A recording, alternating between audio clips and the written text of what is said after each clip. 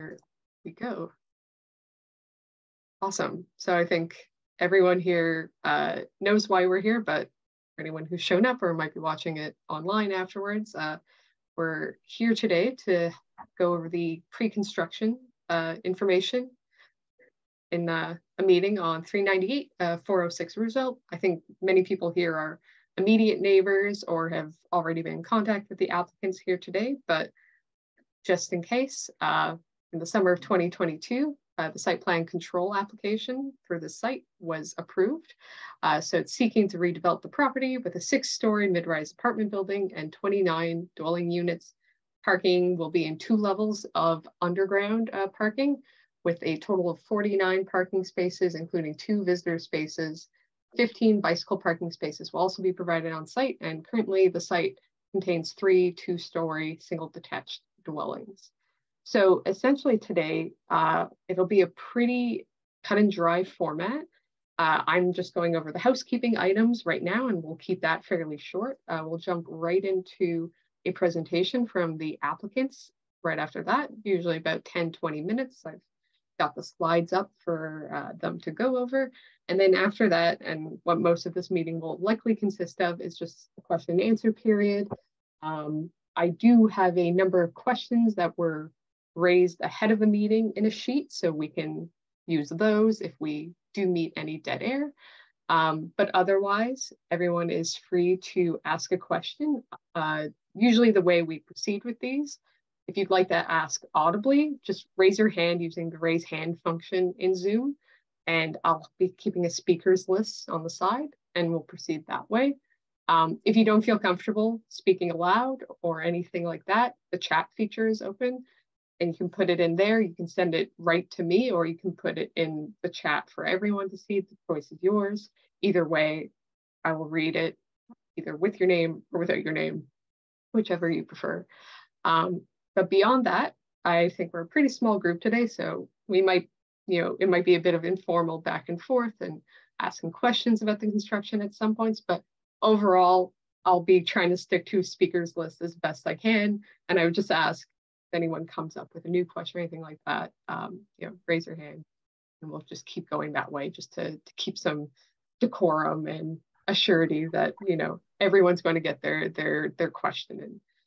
So all that said, I'll jump on over to the applicants to start with their presentation, and I'll do my best to go through the slides for them. So Maureen and Harrison, if you'd like to go. Thank you so much. Thanks, Steph. Thanks for organizing this. Appreciate it. Hi, everyone. I'm Maureen Flanagan. I am representing with a couple of my colleagues, Peter Smale, who is our construction design development, and Harrison DaCosta, who's with me on the development coordination side. On the construction side, we're joined by Kevin Fagan at JBPA.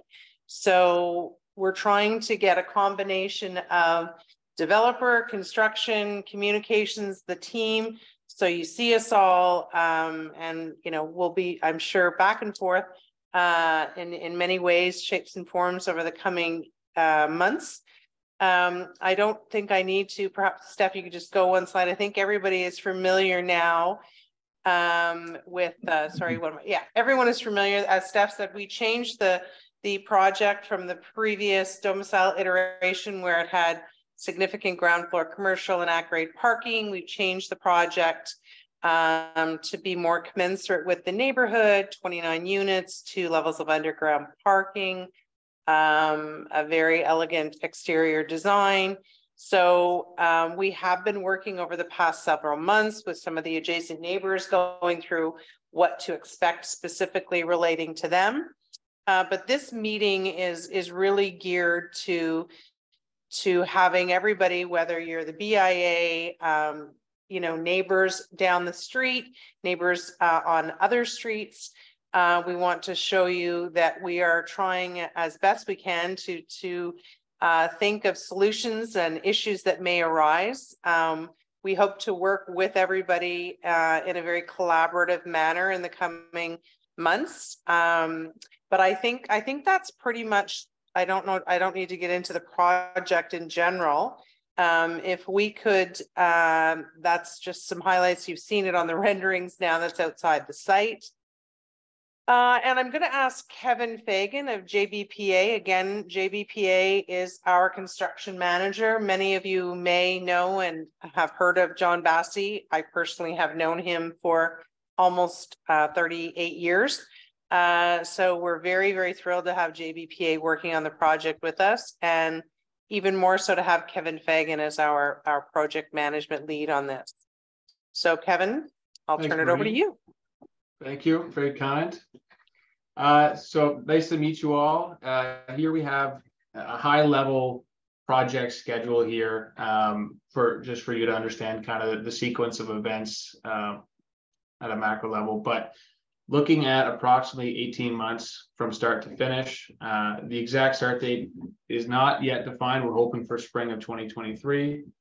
But if you see here, we're looking at about 4 to 5 weeks for demolition, 2 months of below grade excavation, and another about 6 months or so to put up the structure. Following that, we'll be closing in with cladding and windows and then working on the interior. So hoping that the bulk of the work and nuisance for you guys will be dealt with within under a year, and then we'll be inside working away.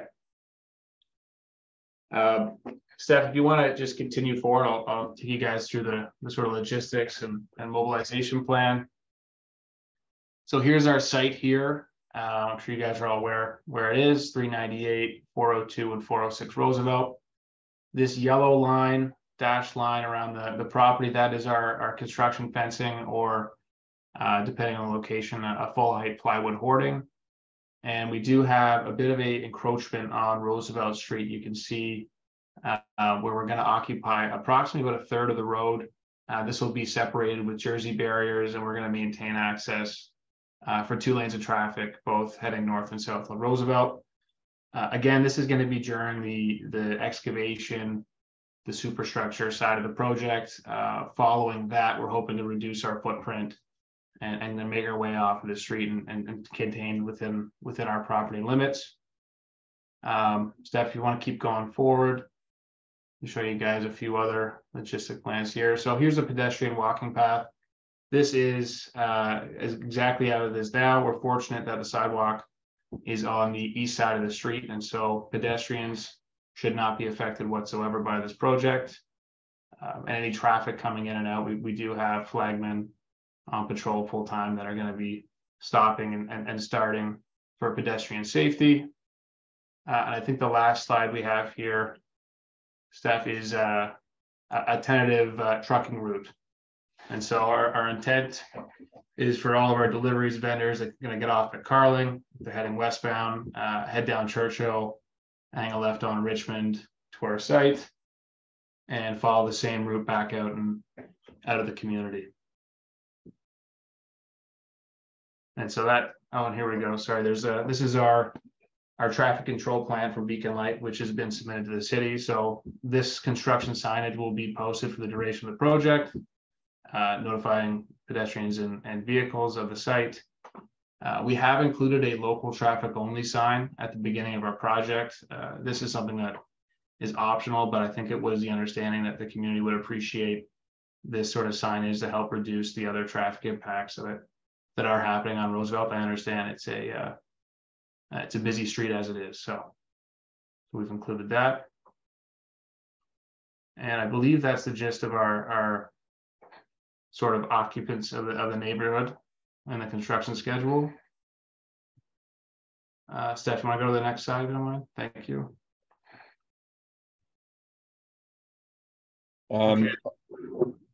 Yeah, I'll jump in. Good evening, everybody. We are obliged by the municipal regulations to engage a third-party pre-construction survey consultant and monitoring company. So what will happen is, prior to the construction, up to 2 letters will be sent to neighbors within a defined parameter of the project for an exterior and interior inspection of those buildings to be done, recorded, and it serves as a record of the condition of all the houses in the neighborhood adjacent to us, prior to the construction and at the end of the construction. The inspection has to be done with the consent of the owners. So again, this is why the notification happens in advance of the project. About 6 weeks in advance is when the inspections will begin, and will take about 5 days in total to complete throughout the neighborhood. During the prior to the commencement of blasting, which I think Kevin's going to talk to a little bit later, a blast notification program will go around. It will basically define what the procedures are for the blasting, what the signals that will sound prior to and after blasting are, and it'll also give you a calendar of when the blasting is expected to begin, how long it will last, and what the frequency will be. And then the final component that Patterson Group does is they install seismographs, vibration meters in buildings immediately adjacent to the site, north, south, east, and west. And again, that's used to track the impact of the blasting during the work.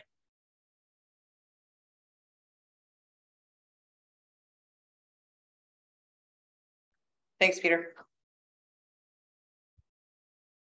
So I think maybe we'll just continue on, Steph, if we can, and then we can address any of the questions which have come up. So I'll now introduce Harrison DaCosta from our team. Thanks. Okay, so what we've done is we've set up a separate email address to handle any concerns that may arise during construction.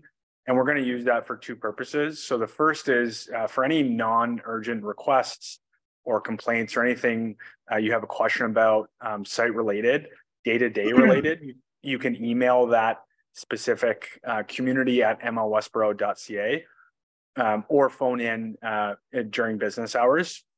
And then what we're committing to do also is on a monthly basis, send out an update both to any neighbor that wants this update, and we can chat about how that should be distributed, either through the councillor's office or via the community association on the residential side. And then we spoke to Judy as well for the commercial side to distribute that through the BIA. And what that'll be is just a monthly update talking about what we're expecting to do in the coming month, what's planned for construction, where we are in the phase, and what can be expected for the next 30 days. For any urgent requests that you see on site that need to be attended to, maybe outside of business hours, we provided an email address and a direct phone line as well, in case anyone has a little bit more of a pertinent question. So that's kind of our communication protocol. Happy to chat about what the best way is to distribute that monthly newsletter. But in either case, we feel like anyone who is interested will be able to kind of subscribe to that easily. Thanks, Harrison. Just to add to that, once the site is turned over to JBPA, as Harrison mentioned, if there's an emergency or something on the site, there is a 24-hour phone number for emergencies as well. So we will be providing that as well.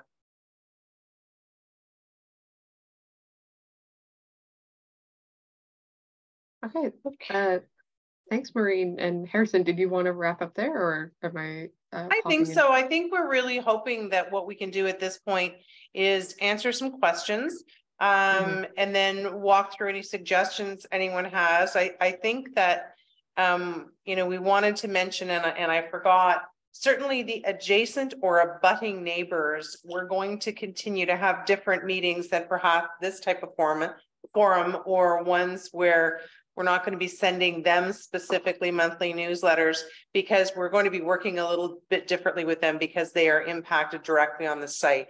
So they know who they are. We've already had communications with them. We're going to continue that on a very targeted basis with them. So, Eliza and some of the other folks, we're planning on continuing that.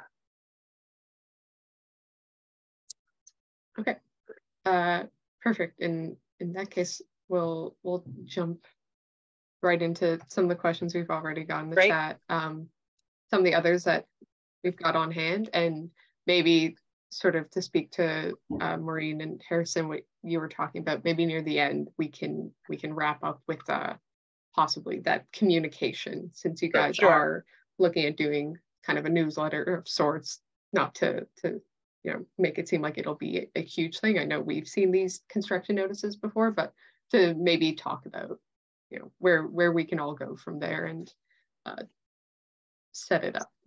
Great. But otherwise, I'll just jump to Eliza's first question in the chat. But I know you guys can see as well, but for anyone who can't, if you could comment on the rear property line, if you haven't. So the backyard adjacent houses where their property line fences are. I don't think you had anything in here showing the survey.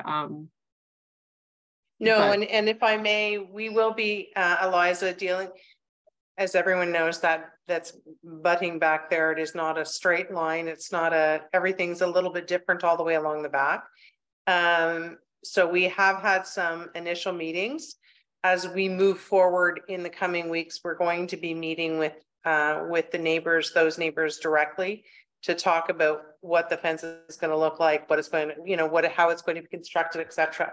So that we didn't do on a larger forum because it specifically relates to those homeowners. Maureen, if I could ask, because you did mention that, and so what I'm asking, and I want to do this actually in public in a larger forum, is when you talk about what the fence is going to look like, what I'm asking is, since we share a property line, I want to know if you're expecting to use that property line, or we're still going to, stay on one side or the other, like we would prefer. So I think that's, and Peter, you can jump in here, but our property line is not a straight line along the back. I understand. So yeah, so we're at some places where fences of homeowners on the back is actually on our property. Some are on the property line. So we will be following the property line. And where there are fences that are on the property line, permanent fences, we will be removing, putting up temporary fencing and reinstating new fencing at the end of the project. Just for that, I mean, so it's maybe a very naive question, but since you said, at the front, you're extending onto the outside your property line, right? What I mean by that is, since the property line is it's both of ours and neither of ours, right? In a sense, at the back, we share it. So I'm just wondering, are we going to actually split the property line? Because I mean, I understand that if there's fences that are there, but I think I made that this was the thing. We would like our own fences on the whole to remain. So just wanted to know where you are with that, because at the time, and I know you'll be talking to us individually, but it's just, I just want to make sure it's not a given that you occupy the property line. If I can, Maureen. Eliza, one of the things that we have an advantage of is that the piles that we put into the ground for the shoring of the property are inside our property on all three sides, not on the municipal side. And the only place that we see encroaching, we will encroach on the street, but we don't anticipate encroaching on any of the other adjacent properties. We are talking to the commercial owner on the south side that we may, rent some space from him, temporarily on their property. But with respect to the properties on the west and the north, we can put our piles inside the property lines. And, I won't say that we won't risk, hitting the fences at some point. And if we do, we'll repair them. And then we've had our conversation about what do we do with the fences at the end of the project. Yeah. During the construction, we're not anticipating any encroachment on your properties. Okay, thank you. Thank you, Eliza. And to anyone else, we only have a couple of questions in chat so far, but is, you know, the moment to encourage you to raise your hand if you have questions. Otherwise, I'll begin going to the running list we have. So seeing just the first hand up, Judy, if you'd like to go ahead, the floor is yours. I would just say we had a chance to meet last week and I appreciated that. And looking at the presentation, I now have questions. I'm sorry, guys. I would just sort of say, as you're doing the traffic management plan and your discussions with the commercial landlord, also keep in mind the delivery trucks. A number of them most likely probably use that back laneway. And we do have deliveries coming to all the businesses and the potential new tenant in that commercial building. So just with the traffic management plan, we can talk about that a bit further on. And then this is a question, because it is a naive question, because I don't know, the pre-construction survey, do you do that for the commercial properties as well? Yes. Correct. Yes. I ask because I used to be a commercial tenant on Richmond when the building across the street was built. And every time there was a blast, our lights shorted out. So like putting myself back in those positions. And it always went back on, but it was, it's just something none of our tenants or landlords have ever asked me in any of these meetings yet. So I can definitely make sure that gets out, although I'm sure you guys are in contact with the most immediate neighbors. And that would just be it. I always, you know, I'm always concerned when side streets get closed just for the delivery vehicles, because they don't always come at predictable times, and ensuring that they still have ways to sort of navigate up and down Richmond into the back alleys of businesses. Even Tubmans will be inspected. All right, thank you, Peter. And Judy, just so you know as well, having been in the building now for, you know, on and off, but now permanently, I can tell you that on Roosevelt, directly in front of this building, there are delivery trucks parked here pretty much all day. Yeah. And they are going across to Starbucks, across the street. They're delivering to everyone around here. So yeah. We've really noticed that they're not taking up the other side of Roosevelt. They're really pretty much staying on this side of the street. We put a loading zone in there during COVID in the hopes that everybody would use that and do everything on foot. So it's good to hear it's working. Yeah, it is working. But it is something I always try and flag, because it's usually the number one thing I get yelled at for. So. And may I ask a question related to Judy's question? Yeah, go ahead. And it's back to the surveys, and I just wondered where we could find out what I don't know if there is any problem, and I wrote this in the chat, large or small, where we could find out what the, you know, what the response would be, you know, because it's like, is there a policy? Where could we find out what it is? Like even something, and I think we mentioned this, but you know, I have a neighbor who had been in a property and their windows were covered with grime after the construction of a large project. And so those kind of things, I would like to know what is covered, as well as, you know, I'd like to be able to read it. Yeah. Is there anything, Maureen or Peter, that is in place yet? Or, I mean, that relates to the inspection and the after? Well, if I can, the inspections are prescribed by municipal regulations to a degree, and I think the critical thing is that you will have copies of the inspection report that's taken for your property, and in the event that you identify any damages that occurs, which might be cracking of a wall or something like that because of vibrations, then you have access to that pre-construction report and inventory of photos, and then you just have to compare it with, and then again, because they're a third party, they act as kind of the arbitrator of what qualifies or doesn't qualify as damage. You know, it could be other damage that occurs for other reasons, but they'll say, okay, within the context of the construction, that's a legitimate claim for damages. And I think the other thing to say is we also want to be good neighbors. So, yeah, you know, if there's any grime, or I think in your comment you asked about debris, if you know, if there's anything, we're not going to be splitting hairs about did we create that or not. I mean, we want to be good neighbors, and within a reasonable context, we're going to do it to mitigate any problems that arise. It's And just, and I should also say that we have a wrap-up insurance policy that covers any damages to to properties outside of our own.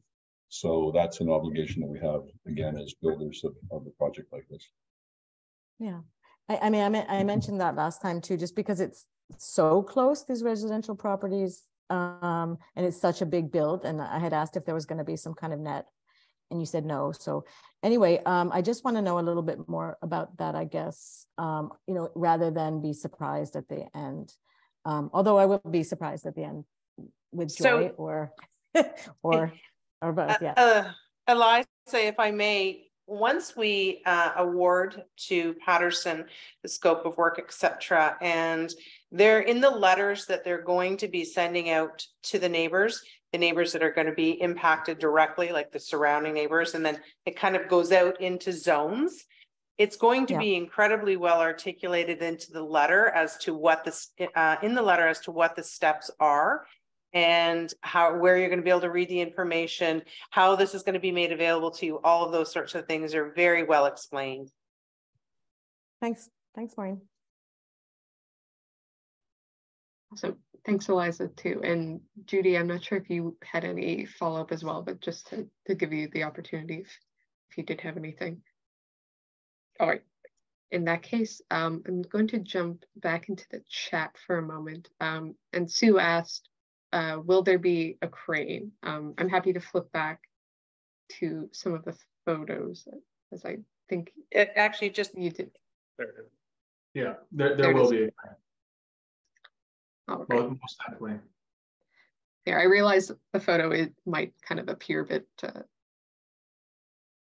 you know. Maybe you can explain a little bit about this particular, the crane, Kevin. Sure. I mean, that's an approximate location of the crane base. It'll be towards the rear of the property, outside of the main building footprint. But it's relatively small crane, I think, in comparison to some of the ones in the neighborhood. We're only a 6-story building. The exact model and specifications are not determined yet until we award that concrete contract. But this will be in place for at least the first 10 months until we finish the concrete superstructure, and then we'll be tearing it down. Just to be clear, all the deliveries and loading of the crane is coming from Roosevelt Street. We will have those limiters in place, and so there'll be no hoisting or lifting of anything outside of our property or the city property directly in front. And Kevin, maybe if I can ask a follow-up to that, are you going to be using the crane for excavation as well? For underground? No. I know we see that sometimes. All right. No. So as soon as we finish excavation, the first thing we'll do is the crane base, and it'll just be used for the concrete structure. All right. Awesome. Thank you for clearing that up as well. And just to keep everything going a bit even, I'll jump to the next hand up I saw, which was from Karen, if you'd like to go. Hi, you can hear me? Yes, you can. Okay. Yeah, I'm Karen. I live on Roosevelt, just south of Byron. I'm the one that sent that extensive list of questions for you this afternoon. Thanks for the presentation. You addressed so many of them, and I'm also really kind of happy just to meet the builders of this project. I'm kind of a self-nominated representative of the first block of Roosevelt, south of Richmond. And I'm doing this because even though there's perceived to be a group of neighbors who are most intimately affected, and for sure, North Roosevelt is that bunch. And I'm very happy you're communicating with them as you are. But I would like to know what consideration you are giving to Roosevelt, if any, south of Byron. We have a lot of infill. My experience has been that larger builders such as yourself are extremely well organized and good communicators. So I'm not anticipating any problems. I like your building. I think it is an improvement on what we saw in the first pitch. and it's very attractive. I'm looking forward to new neighbors. But the builds can be brutal. And we flip to the other map, Steph, not this one, but the one that just shows the streets that, because we might be on that one. Yeah. So over there where it says turn on Roosevelt Avenue to the left of your screen, we kind of live under that, where the instructions are. So I wanted to know where your truck route was. And my questions are about the logistics of getting to your site. How will, or do you have any thoughts about how you can keep traffic off of this part of Roosevelt? We have many, many vehicles doing our own spot infill. Drivers get mad when they can no longer go down Richmond and when they are seeing directional signs due to construction. And the first thing they do is bomb around Danforth looking for a parking spot, bomb around north, first block of Roosevelt. And we get a lot of frustration among drivers here who are looking for someplace to park. So we will get some of that. That's not your problem. But the other thing I'm interested in is where will you queue for your trucks for some of the big operations? For example, right now they like to queue all the way down Roosevelt during excavation. So you'll have all the dump trucks waiting for their turn to pick up the rubble. Then when it comes time to pour the foundation, you'll have all the cement mixers queuing up somewhere. Now we queue ups on Danforth for deliveries before the shops open because they can't all deliver their products. So there's a lot of stuff going on here that can't be seen on the maps. And I wonder if you've given thoughts to what you're going to do on the construction side. And I'm glad Judy's here because we do have some challenges with respect to that stretch of Roosevelt between Richmond and Byron for deliveries, where the trucks are actually parking at sometimes on the sidewalks between Richmond and Byron in order to make deliveries. I'm not sure where their loading zones are. So I jumped all over the map, but I think you get the picture that there's a lot of pressures on this first block. And I'm looking forward to communication with you going forward, just regular updates, but I want to draw some attention to this block. Mm-hmm. What do you see for your truck's contribution to this kind of gong show that we've got going on with Danforth, Byron, and Lower Byron? It's a great question, Karen. Thank you for asking it. It's certainly a challenging site. There's a lot of action going on aside from our project, and our site is quite small as well. So it's certainly a challenge that we've been discussing internally on where the best place would be. Our intention is to time and delay our deliveries as best possible so that we don't have a buildup of queued trucks, as you would say, but that does tend to happen at times. So we've been looking at a solution, not within the specific site area, but possibly a few blocks away, where another one of our team will be there, on the radio, sending vehicles down. We were possibly looking at, in the event that we do have a backup, that we do have a truck or two stage on Byron, in between Churchill and Roosevelt, if need be, as an emergency measure. I do understand there's no dwellings on either side of that property, but that's something we'd have to get cleared by the city. But it is something that we are looking at finding the best solution for. I'm curious, being a tenant in the neighborhood yourself, is there a particular area that you seem to be fitting that other builders are using, or? Are you asking me if there's any remedies that I have seen?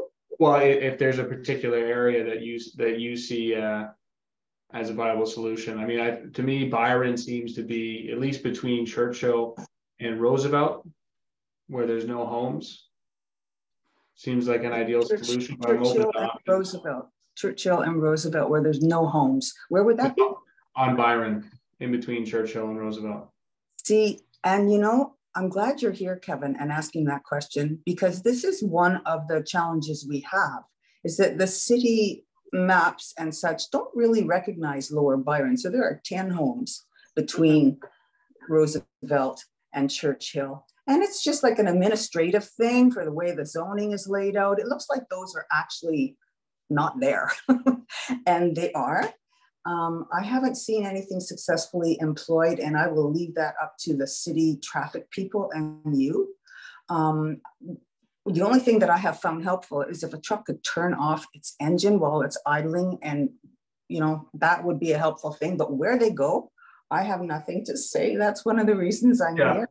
This is a pressure cooker of construction, and it's sometimes like we have to like have stuff delivered by drones or teleport from A to B. So I'd love to see your solutions if you can help. I appreciate that. So I think at a high level, like our goal is to have no backups whatsoever. We want to time our concrete trucks in a manner that there is no backup of 2 or 3 trucks. It's not good for the community. It's not good for us as builders. We don't want them sitting there idle either. And so that is our goal, is to have that sequencing down to a specific pattern that doesn't interfere with the community. But it was something that we did discuss internally, that it is a concern. And so we are looking at basically an area within at least a kilometer radius where it would be a safe place to idle trucks.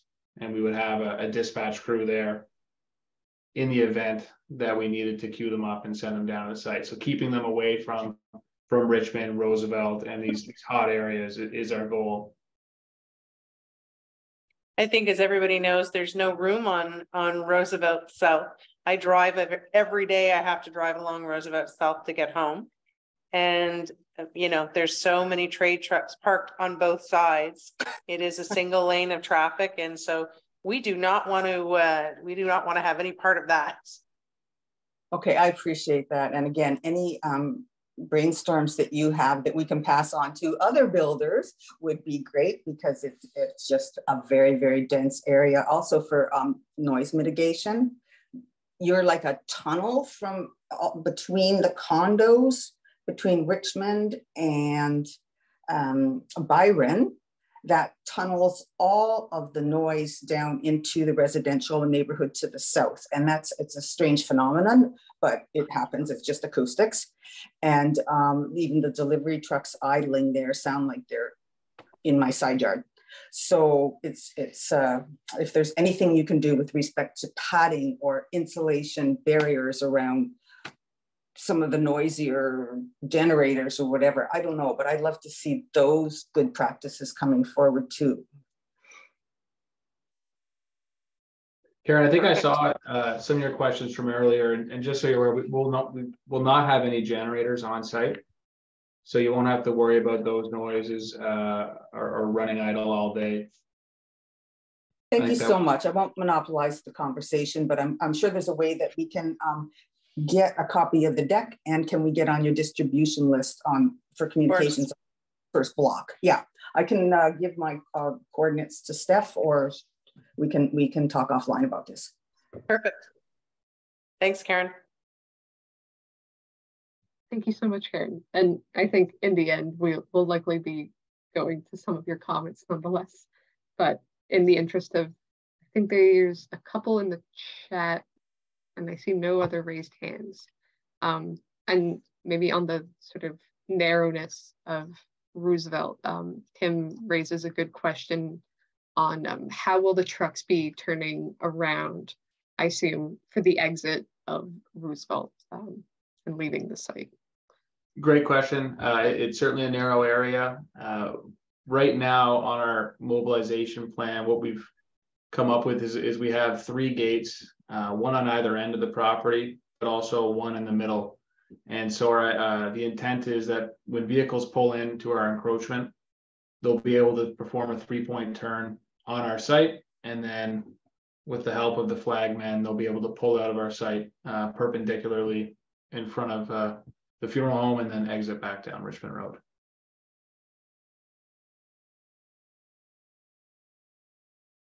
Maybe just for anyone who might want to see it, I think this sort of shows the next your one, encroachment over here, right? So the suggestion being coming in through this middle part, I'm assuming the 3-part turn happening within this Exactly. area. And then, Exactly. This isn't exactly the scale, but it's the dimensions are roughly clear. And the building footprint doesn't extend as far as that yellow line does. So the idea is you pull into that first site access gate, whether it's a concrete truck delivery, and then with the help of the flagman, you pull a 3-point turn and then come back out of the site.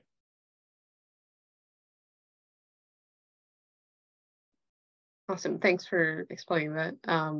And I'll say, you know, it is good to have some attention paid to those flagmen being present when that's happening as well. Just, I raise this only as something that has happened with some other sites in the area where people do get quite, you know, understandably worried when there are sort of exits happening like that, especially with trucks doing 3-point turns in the narrow site, and there no one can see a flagman around.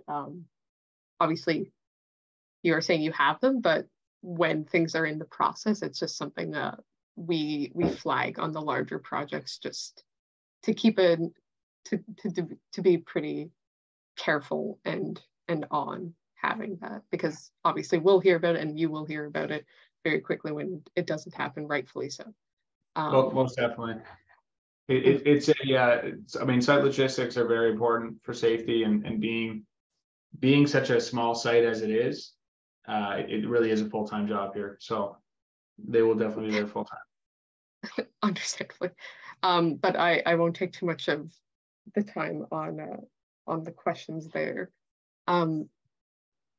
Actually, I don't see any others yet, so I'll take this to invite, you know, anyone to hop in the chat.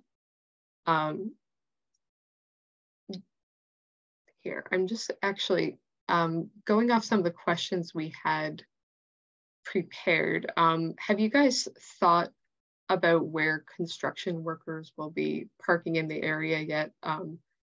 Whether you will be relying on, you know, residential street parking, which obviously can be a bit difficult, or if you have an area chosen for that. I leave it to you. Yeah, similar issues, but we are exploring a few options. We have been in touch with the Tubman Funeral Home, who is willing to lease us a few spots. There is the Danforth side and some other city parking streets, city parking available, but we're also been reaching out to a few other commercial businesses in the area and trying to find homes for everybody and trying to mitigate that as best possible. So. Great, thanks, Kevin. I would just say that's really good to hear, not just from the residents, but also from the businesses, because it is probably the number one thing all the businesses complain about is there's been a few other sites where it's just Richmond Road is filled with large vehicles of construction workers and they're just eating the ticket cost, which is frustrating for the businesses in front. So it's good to hear that you're looking at all the options. Thanks, guys. No problem. Steph, I have a question. Oh, yeah, it's go about ahead. Yeah, thanks. The work schedule, and I know we talked about that a bit, but in terms of the timing, because as the residential sort of representing the back residential 3 that are adjacent here or abutted, in terms of blasting, and we did, I know Maureen and Peter, you did talk about this a bit, but it's very vague, and you know, is there a cap on the time of evening and weekends of the blasting and the construction? And where might we, I know you're going to have a phone line, but do you expect that to be within, you know, working people's hours? I mean, maybe a bit earlier, but. So our working hours are roughly from 7 a.m. until 5 p.m. Not necessarily as late as 5, but sometimes there are a few stragglers locking up, but the majority action is taking place from 7 to 3:30, depending on the trade. And that's from Monday to Friday. And so those are within the permitted construction bylaws. Now, okay, when it comes to blasting and some of the even noisier aspects of construction, because all of construction is noisy for the most part. I don't foresee us blasting at 7 a.m. It's not going to be the first thing we do when we punch in the morning. In regards to those larger, louder, bigger nuisances, we're going to be providing not just the letter from Patterson, but we'll be giving the community advance notice, at least 5 days, if not longer, and give you guys a rough schedule of how often we expect to be doing blasting, how many times a day, and for how long. Is it going to be for 2 weeks, 3 weeks? And so all that information will be made available to you guys. Thanks a lot. And is there definitely going to be a time cap at the end of the day? Because not everybody can go away. And I know, I mean, everybody's going to hear it, not just us, for sure. But I know there were some sites that had blasting that were a lot more removed from residential down on Scott. But yeah, so is that something that's for sure going to be capped at 5? Can blasting? You? Yeah. Or construction work in general? No, well, I mean, I did, you already mentioned the construction, but the blasting, yeah, that's definitely capped at that time, even if it's like a time sensitive. I don't see any reason why we would have to on this site. There's there's no need for us to be blasting well into the evening. We're not under a extreme duress with the schedule. So, and it's a relatively small site. So that's kind of what I'm asking, because that is a sure road to insanity for myself, and not even just us, but both my neighbors behind have young kids, and not all of them can quit work and go away for a while. So if it's that's what I'm sort of asking for. Like, can you make sure to stop at 5 for the blasting? Is that, I mean? Yes. Yeah. Okay, great. Yeah, that's no problem. Thank you.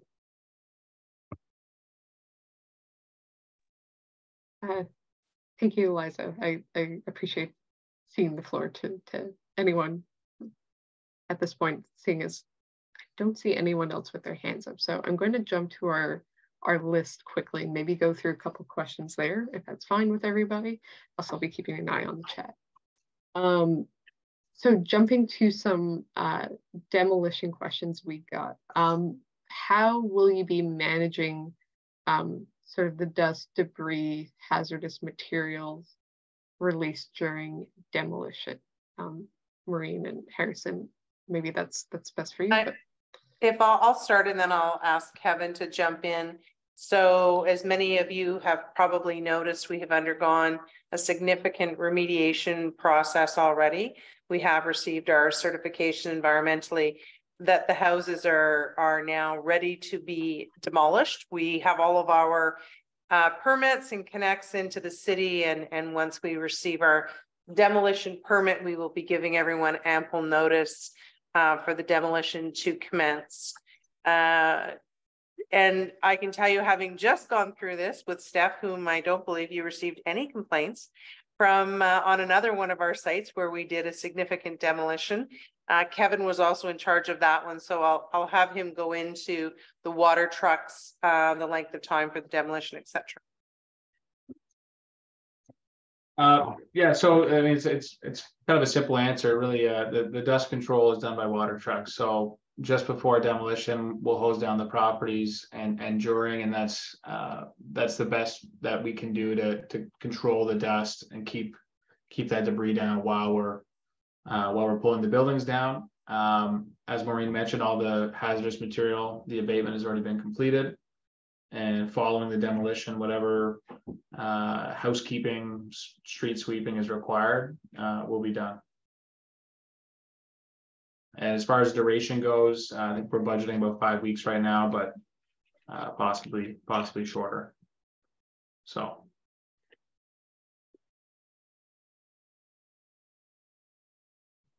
Sorry, it's taking some time to go the mouse between the questions and back to the chat.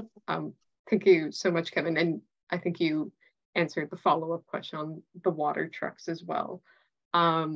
And then the next question in the same vein was, how much notification would there be before demolition, slash how will you notify people before demolition so that they can remove their cars from driveways and get anything indoors? Maybe if you want to speak to timelines, but if you want to take it in another direction. So I'll let Maureen comment on the exact flow of communication, but as far as notice for demolition goes, we'll give at least 5 days notice, if not longer. We are prepared to demo. Right now, we have submitted all of our disconnects and our demo permit clearances. So we are hoping to complete demolition this fall or winter 2022. And so as soon as we get that permit back from the city, we'll send everybody, or there will be communication sent either from Maureen or from the community, and we'll give everyone ample notice. And we can deal with, once we jump back, Steph, if it's fine with you, we'll deal with the communication in en masse, as it were. Yeah, that sounds good. And I see, Eliza, you've got your hand up as well. I do, and like it's yeah. This Kevin, thanks for those answers, and this relates to you just having said you're going to hose down after the the street and stuff after, and make sure people don't have the park cars. So this goes back to my question at the beginning about what we do at the back. And I understand, and Maureen said, well, yeah, at the end you're going to have a kind of summary find out, but if we get a ton of debris all over our yard and our house surface and our windows, do we have to wait till the very end? Oh, sorry, Eliza. I meant at the end of this session, I was going to address all of the communication, how we'll get through the demolition communication, what to do in an issue, not at the end of the demolition process, the end of this session. Oh, okay. So again, because I don't, thanks, Maureen, but I don't think that totally addresses it, because I asked if you're going to clean up the street, presumably the same amount's going to go back, and we've got houses quite close. And again, how do we address living with possible layers of silt all over our windows and our back of our houses and our lawns and whatever? Because you can't come and hose down our house, or can you? Or is it all going to go towards the street? Or Kevin, if you could address that.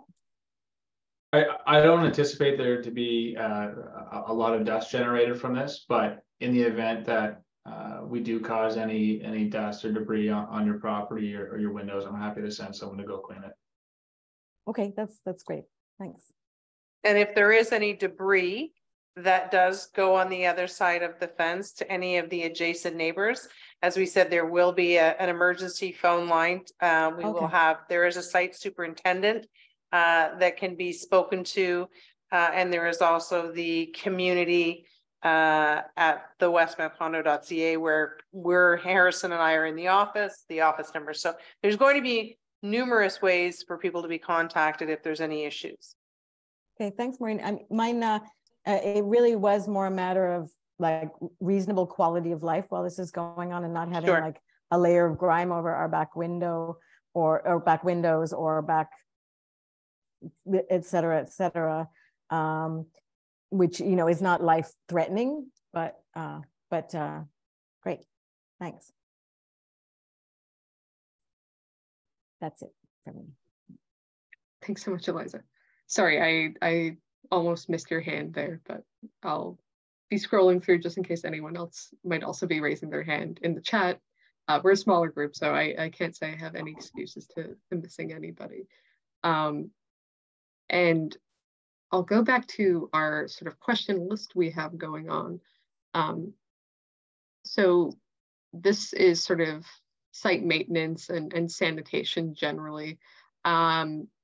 What is your plan for daily site cleanup, whether it be in excavation or construction? I think is where it's aimed at. Housekeeping is very important to us. So it is something that we practice regularly on site, no matter what stage of the project. As far as I think I see here in the questions, the street sweeping and that sort of thing, it's something that we do on an as-need basis. So it's likely not something that's required daily, but possibly weekly during the excavation phase, whatever's really required at that time. Okay. And Kevin, also the perimeter of the site is secured. So from a point of view of When Yeah. we're going into the site, I think that's important that it'll be contained. Everything's contained within our site. At the gates, you know, any sort of muck and or gravel sort of spilling out there, you know, we'll sweep that up on a regular basis. And if the streets get to a point where, you know, they're starting to get a bit dirty, then we send the sweeping truck in. So. And as I said, the good news is we are right across the street, so I too can look over the site. And if the street's a mess, I can call Kevin myself. All right. So just to sort of assume that it will be more so on an ad hoc sort of as needed basis than sort of regular either street sweepers. Yeah, street sweepers. Ad hoc, but regular housekeeping is a daily practice for us. Okay. Thanks for clearing that up. It was just another question that's sort of buried there. So having a time to attach to it, I think will help if anyone else, you know, would like to follow up on it. And maybe sort of on the same note, and I'm sure you can see these questions as well. And, you know, full credit to Karen with us who's submitted these. I've not come up with these myself. So I will give credit where credit is absolutely due in this case.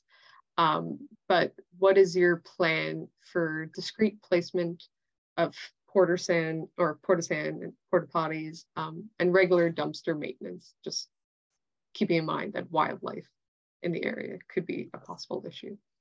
Mm-hmm. Yeah, I think, I mean, you can see on our mobilization plan here, we've got the site toilets sort of tucked off to the side within our property limits and adjacent to our site office. And so this is something that one is cleaned on a regular basis, is out of the public view. And when the building is semi-constructed, we will move those facilities to within the structure itself. As far as a garbage bin goes, what I can say is it is, because of the small site, it will be a smaller bin. And so it's something that's going to have to be changed on a more frequent basis than a larger bin would. And again, most of the items that are in that bin, they're inorganic matter. It's concrete, rubble, or waste product, and so I don't think it will be an issue for wildlife, but it is something that will be removed, if not daily, probably multiple times a week. All right, thank you, Kevin. And I saw Karen, your hand went up for a second and went back down. I'm not sure if you do want to speak or if that was a mistake. No, I don't know whether I should take my hand down on Zoom. This is just part of my Luddite thing that I have going on here with Zoom. So I just wanted to thank Kevin for responding to these questions. You know, you're coming in at the end of the movie here for what we've seen on Roosevelt South, as I think Maureen is beginning to attest now if she's driving down this street every day. So it's because it's so heavily foot trafficked and it is a business district that we start to see things like mysterious items going into the dumpsters that are attracting the wildlife. So that's why we bring it up. So having the dumpsters closed at night is something that would be simple enough or away from your fence.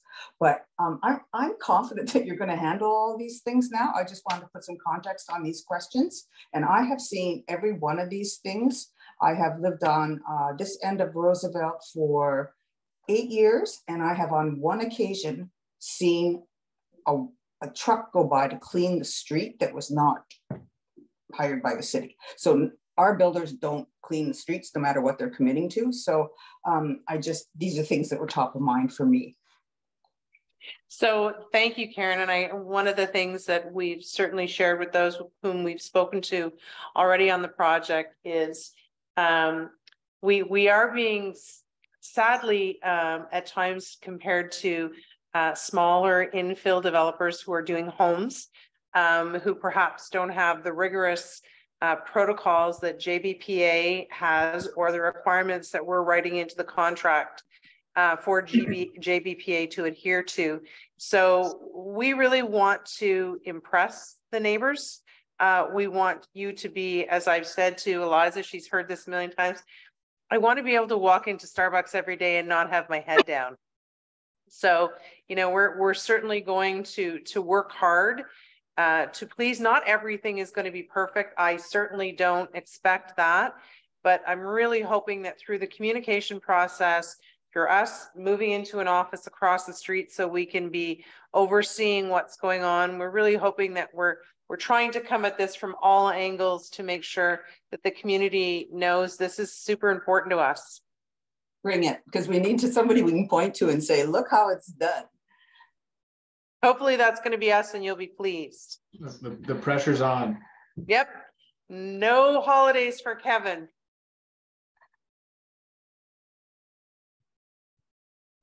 Thanks for Thanks, that. Karen. And absolutely, I'm sorry if it seems you know, the questions are pointing in a certain direction, but absolutely fair coming from, you know, some of the experiences that were raised, but obviously we don't want to, you know, presume anything ahead of time, but everyone just wants their answers and their concerns sort of addressed. I sure totally you know. get it. I live in the neighborhood, so I'm living through all of this as well, and all of the infill development. Yep. And I have lots of things put in my garbage every week that shouldn't be there. So I get it. For sure. And maybe just to jump on, Karen, another one of your questions, but just so it's clear for anyone who might sort of be trying to picture it, is your encroachment going to be affecting the sidewalk on the east side of Roosevelt, or is that going to be open for foot traffic no matter what? So it's okay. It's open for foot traffic, so we're fortunate that there's no sidewalk on our side of the property, and the adjacent one on the west will be untouched. So now it might be an opportune time to bring up that we do know that Hydro is doing an upgrade on Roosevelt, but it looks like they're going to be doing that in advance of any of our work. So whatever work they are doing that involves the sidewalk and that side of the street will be done in advance of whatever we're doing. So they're upgrading services all along Roosevelt. Okay, that's certainly something for our office to keep in mind in that case, especially if it is proceeding. See, this is sometimes really the venue where we might hear about this kind of thing or need to coordinate ahead of time to do it. So again, I'm not seeing any other questions in the chat. I'm going to jump to some of the questions from the Westboro Community Association that were submitted ahead of time. I think a couple of them have been addressed, but there is one question about night lighting. And I don't know how much you can speak to this at this point in the process, but what kind of lighting will be up at night, and will the neighboring properties be impacted? And a question well raised, as we do hear some lighting complaints come out of some larger projects. So I leave it to you. That's a fair question. We obviously will have lots of light on site, but at the end of the day, we turn them off before we leave. There'll be some lights on the cranes, but we typically put those on photo cell sensors as well, and so they are off during the night. During the excavation phase, I will have to have lighting in the pit. It is a safety item, but that'll be below grade, and so it shouldn't affect the neighbors. And again, with our perimeter hoarding, that light should be contained within our site.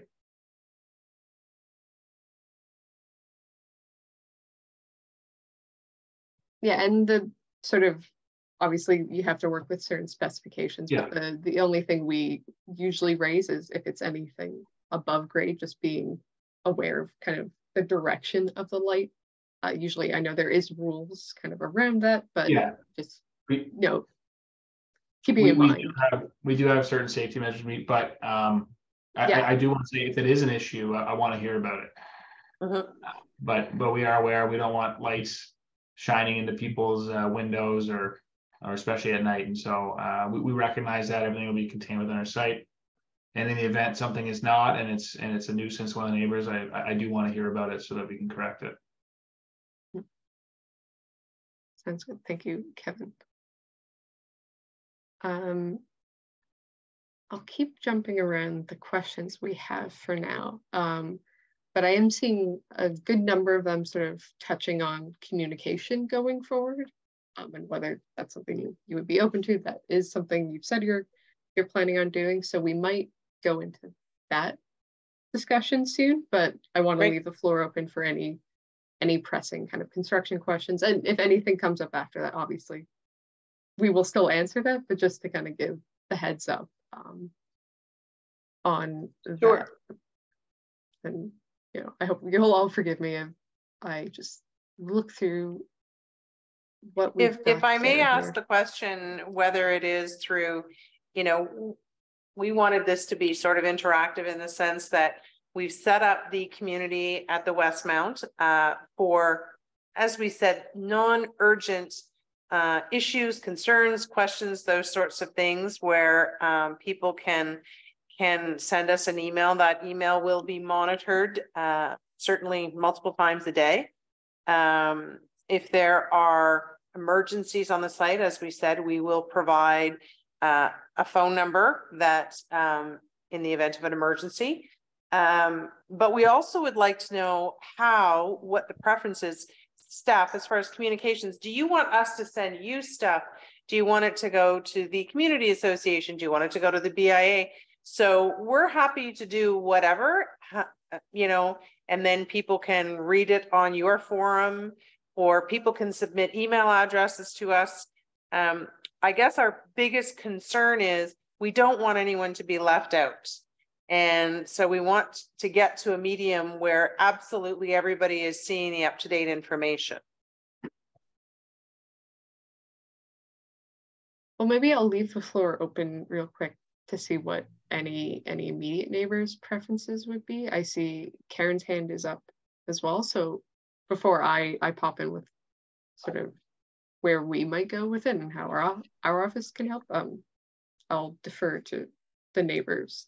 So Karen, if you'd like to speak, and Judy afterwards. It's Karen. In terms of how you communicate, I'm not trying to make work for you, Steph, but what's worked well for me is the communication that's been going on with Highcroft with respect to the road rehab going on Byron.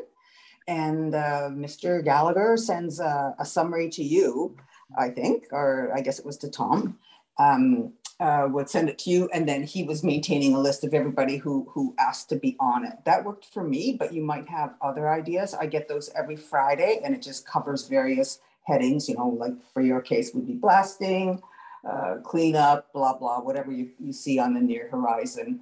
And I check that every Friday still.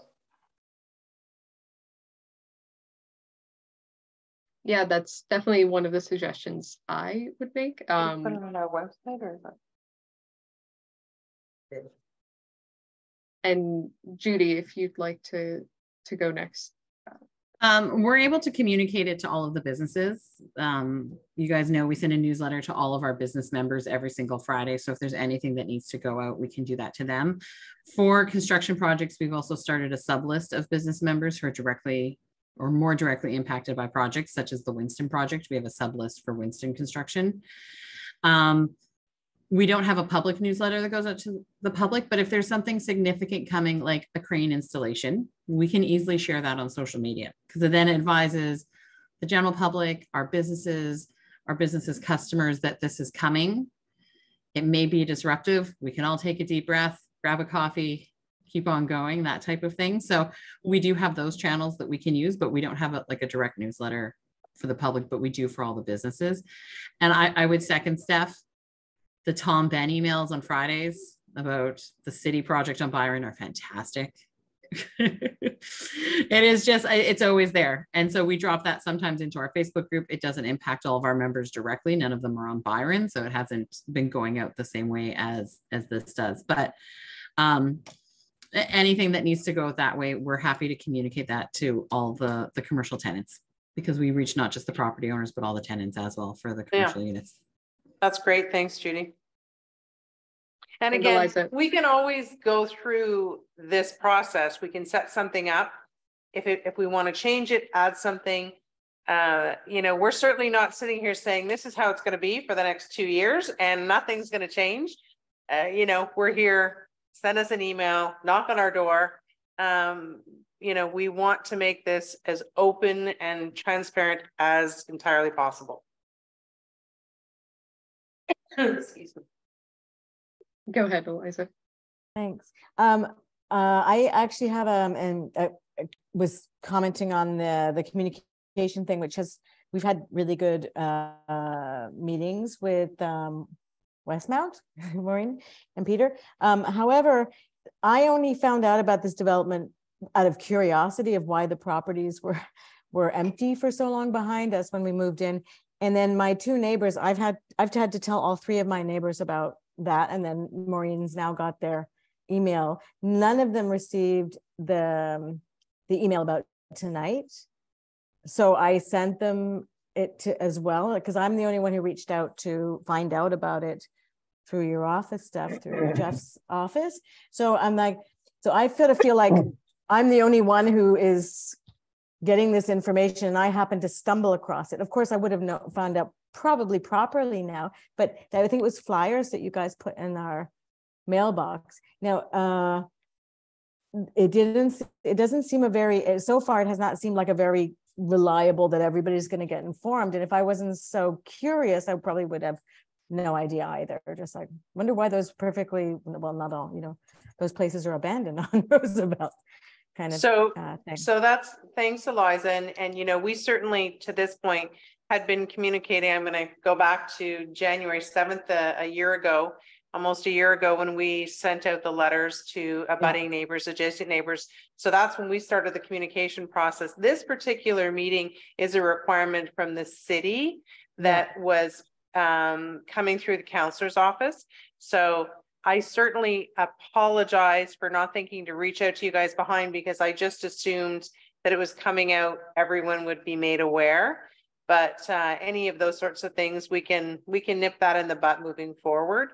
But you know, with respect to the demolition or the remediation rather, we did send out notices and those sorts of things when that was happening. So I hope that we can, you know, if this was a slip, I think we have it figured out now that we'll have the communication plan either all going through staff or we'll send it out, but we'll determine that for sure.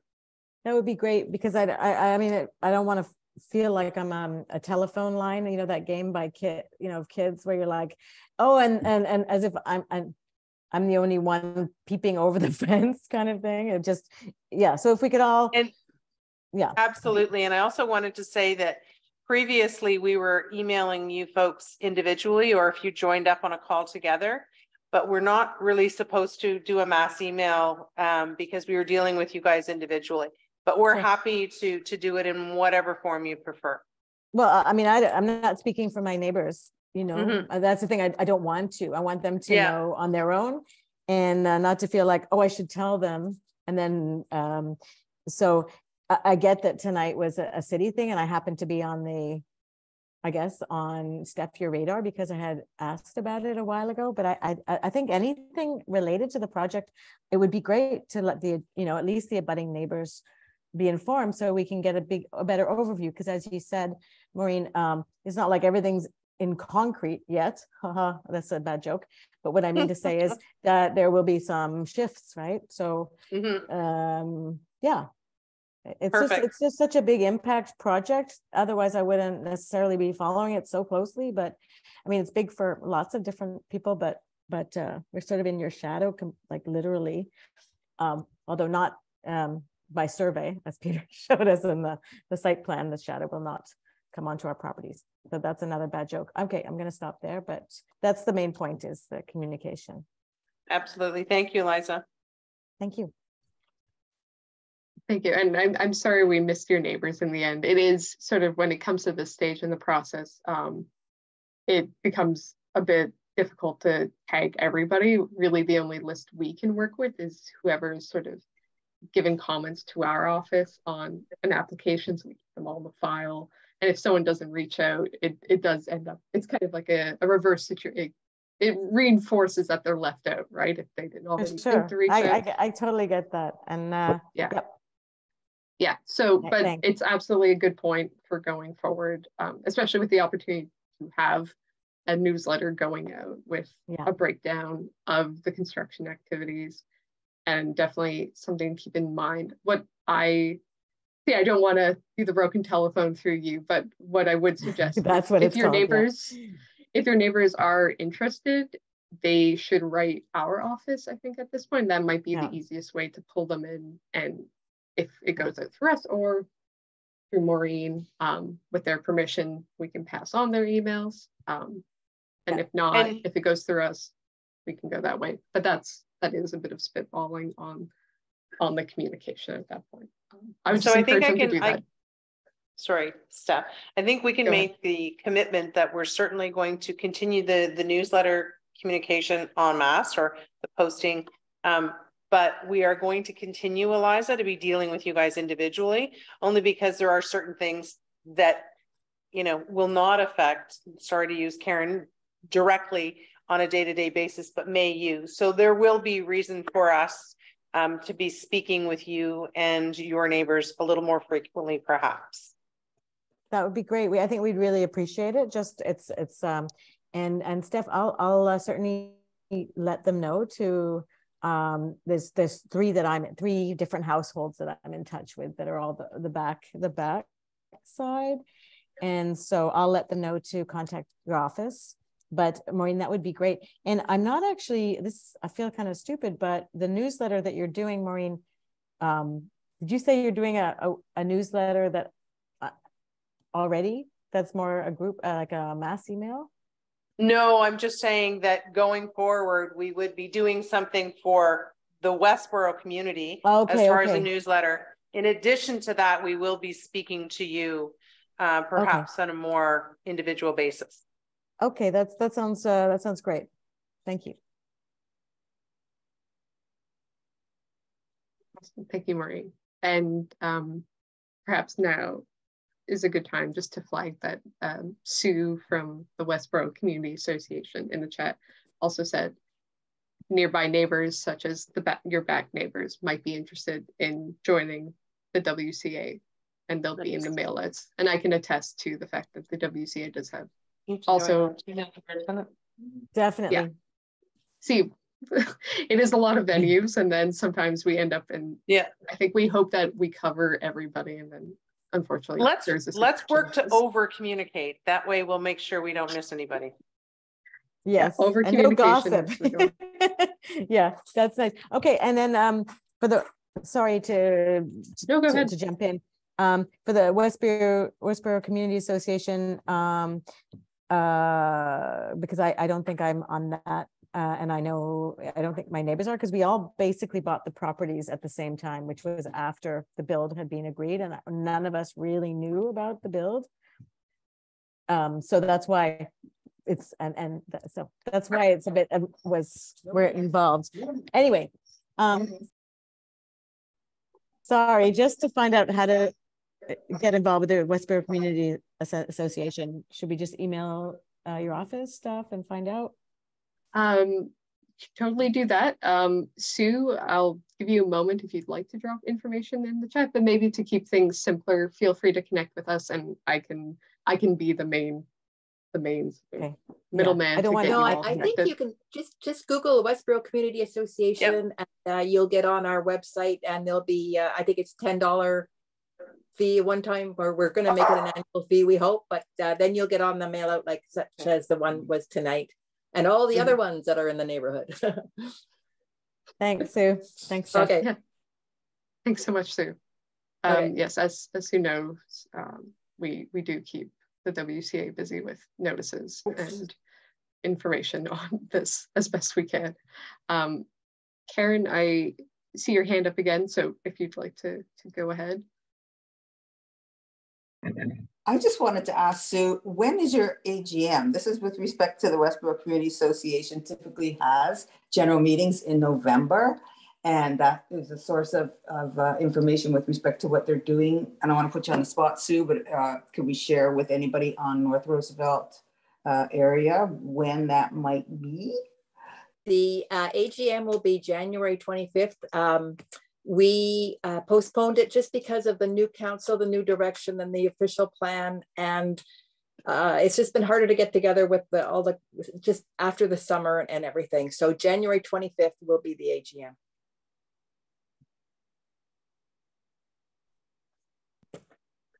Gracias. Awesome. Little plug there. Yeah. Did you get that, Karen? I did. Thank you. Okay. Okay. Awesome. Thanks, Sue. Some good sort of community action happening here as well.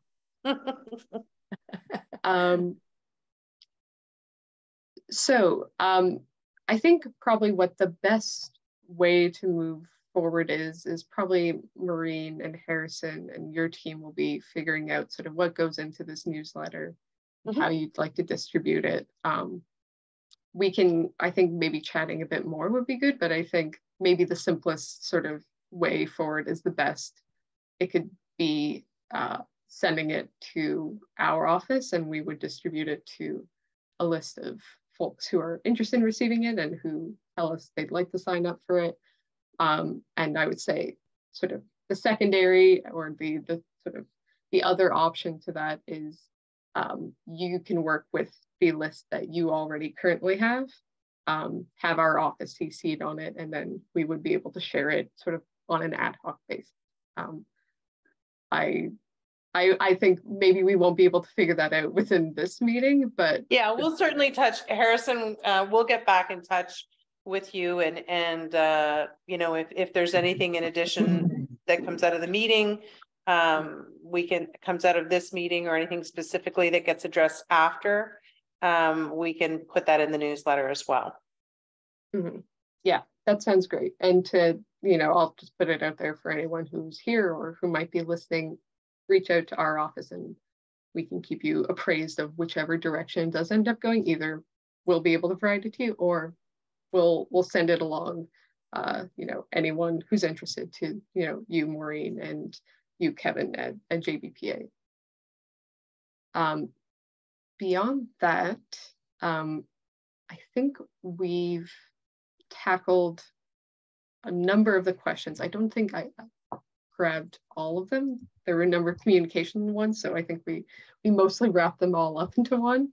But that said, we still have some time, so I'm happy to give a bit of awkward silence while I still go through the list, see if anyone thinks of anything they'd like to raise.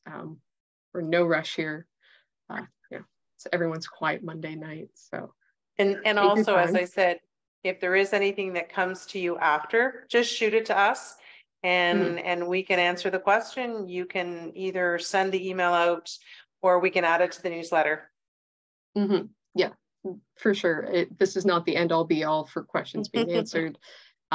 We can absolutely address anything that doesn't come up now. You only think of after the meeting. You only think of listening to this meeting, anything like that.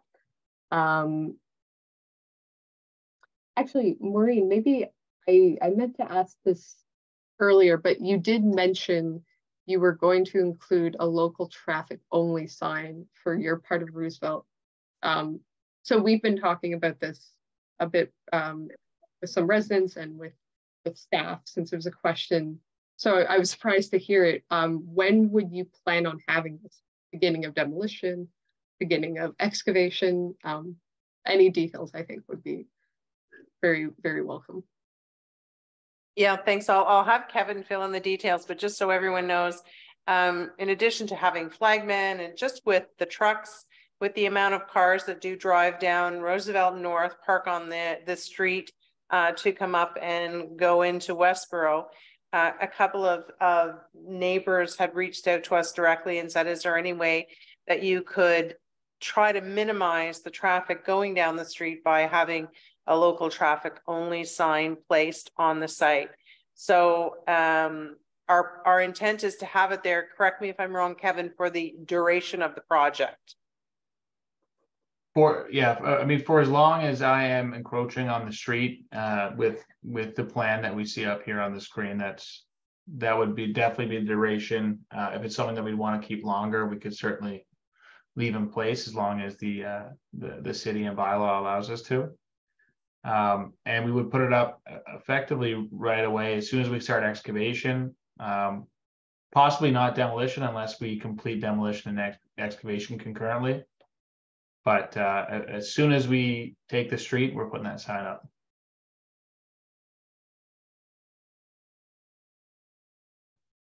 All right, thank you so much. That's actually some very welcome news. We only have so much leverage on sort of the city side of things to get those signs. So hearing that, you know, this is something you've considered and actually implemented is a very good surprise in this case. Other than that, I don't see any other questions. So I'll just let us all sit here, see what comes up for, say, 20, 30 seconds. I can say that Harrison had one meeting with the BIA, but Harrison's just started with us in the last few weeks, has been involved in the project as a consultant on another end, so very familiar with the project. So there was an intent to have a meeting set up with the community association as well. So that is going to take place in the coming days, the reach out for that. Perfect. Thanks very much. It's been a really helpful meeting. So I'll be sure to share it. Heather, our president of the WCA, Heather Mitchell, she wasn't able to make it tonight, but there was another person listening, participating in this as well. So thank you. Thank you. But yeah, that's great to hear. I'll just skip forward to this kind of final slide you guys provided, just for anyone here and anyone reviewing this. This is all the sort of communication information you guys are going to have going, and this will probably be important to the immediate neighbors and anyone who might end up having inquiries. So, you know, I'm sure this will be available after, but sorry, go ahead. Just to add on the urgent request there. So anything construction related, info at JBPA, that will get forwarded to myself along with a few other colleagues as well. So the benefit of that is that more than just myself will be notified. But again, I don't know if we mentioned this earlier, the 613-239-449, that's an emergency hotline. It's a 24/7 number. So in the event of an emergency, depending on the severity, I do hope you call 911 first. But anything in that gray area that's urgent and site related, you can call that number. And we have someone available 24/7. And then with the non-urgent, as we said, we are setting up the email community at Westboro. My goodness, I should wear my glasses. Community at mlwestboro.ca. Community at mlwestboro.ca. And you know, that email will be going directly, whether it's myself or it's Harrison or Peter. Many of us are going to have access to that email. And the phone number that you see there is our office number. So, you know, please, we encourage you to use that. And some of you already have my cell phone number, so you can always use that. And then I just wanted to add one thing that it's listed as a monthly update, but just as we get into, if there are things that are happening on a more frequent basis, we may up the frequency of that when need be on the newsletter. Again, we don't want to put ourselves into a box that you can only expect something on a monthly basis.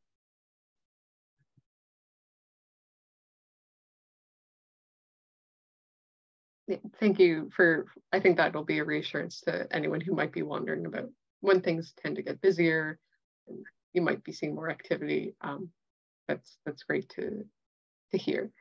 And we do try to keep the counselor's office, Steph can attest, when we like to give them news as quickly as we know it as well. So, you know, we'll continue to do that as well. Fantastic. In that case, I think sort of with the communication and not seeing any other questions sort of come up, being, and the communication sort of questions being addressed. If everyone's all right with it, doesn't have anything coming up, I think this is probably a good point to wrap up with any questions. So Maureen's given, especially on sort of the applicant side of things and the sort of construction team side of things, all the contact information you might need, and any questions about this newsletter coming up that we'll be speaking on, and I'm sure that will be, you know, figured out in the coming months. And otherwise, if there's any questions on this project, on what is happening on that communication side of things, you can get in touch with our office at jeff.leeper@ottawa.ca.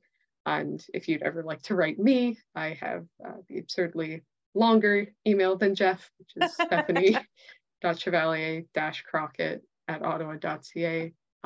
But I would suggest just everyone knows Jeff Leeper's name here. I will see that email, so you can email us there, and I'll be able to help direct your question and get you, you know, whatever information you need, however you might need it. And if anyone wants to pass this on after, probably in the next day, we'll have it up on the Kitchissippi YouTube, so you can just Google Kitchissippi Ward on YouTube. It'll bring up our channel, and then if it's the first video up, then you know it's up. And if you don't see it, you can email us and I'll be able to let you know when it will be up, or just give it to you directly. So that said, hope everyone has a lovely evening. Please don't feel, you know, don't hold back from reaching out if there's any questions that come up afterwards on this presentation or anything else that comes up. And thank you for both the applicants and everyone else from the community for taking the time to provide all these questions and take the time of your evening to meet up. This was a very productive meeting, so I'm glad everyone was here. Thanks, Steph, for organizing. Yes, thank you, Steph. Nice to meet everybody.